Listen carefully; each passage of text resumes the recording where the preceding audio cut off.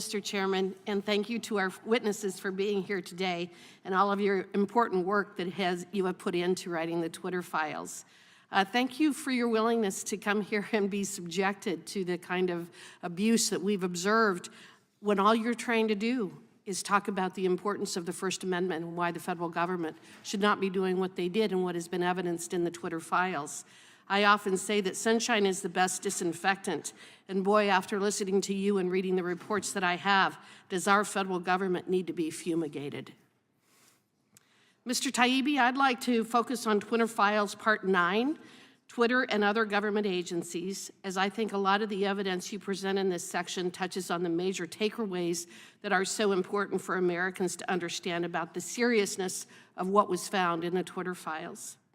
In your testimony describing the cooperation between the federal government and tech companies like Twitter, you stated, quote, "A focus of this growing network is making lists of people whose opinions, beliefs, associations, or sympathies are deemed to be misinformation, disinformation, or malinformation," end quote.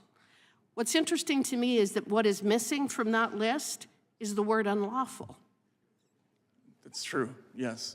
And so it notably seems to be missing from the FBI's lexicon.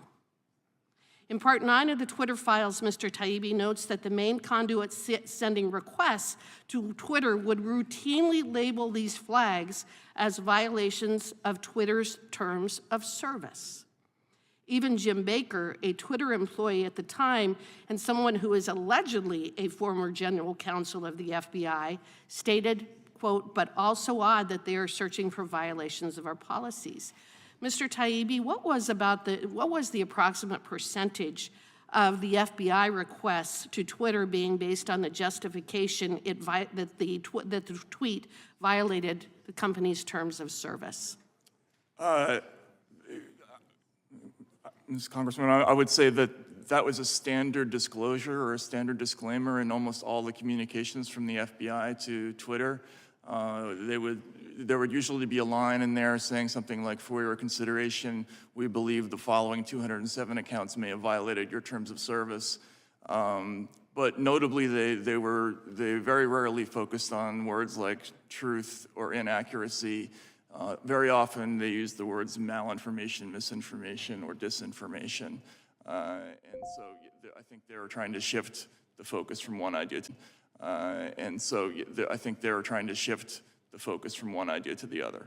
Okay, I think that's interesting as well. What do you make of the finding that the FBI found it its responsibility to police violation of a private company's terms of service as a priority over policing violations of U.S. federal law?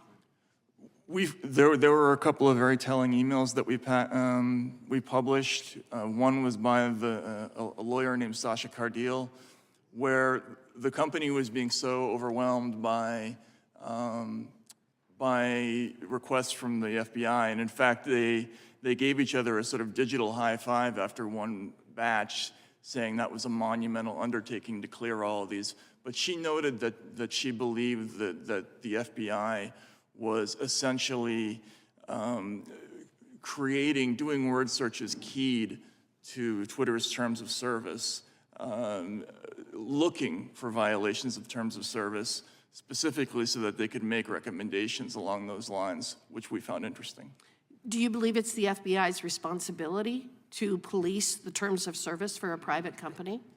I do not. I think you cannot have a state-sponsored anti-disinformation effort and also without directly striking at the whole concept of free speech. I think the two ideas are in direct conflict, and this is a fundamental misunderstanding, I think, of a lot of the people who get into this world. Some of them, I believe, in a well-meaning way. I think they're actually trying to accomplish something positive, but they don't understand what free speech means and what happens when you do this. It undermines the whole concept that truth doesn't come from, isn't mandated, that we arrive at it through debate and discussion.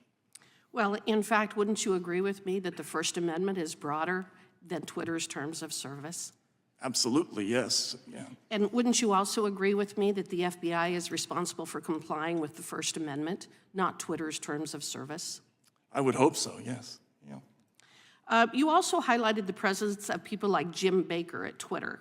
And again, I've noted that he is allegedly a former FBI employee.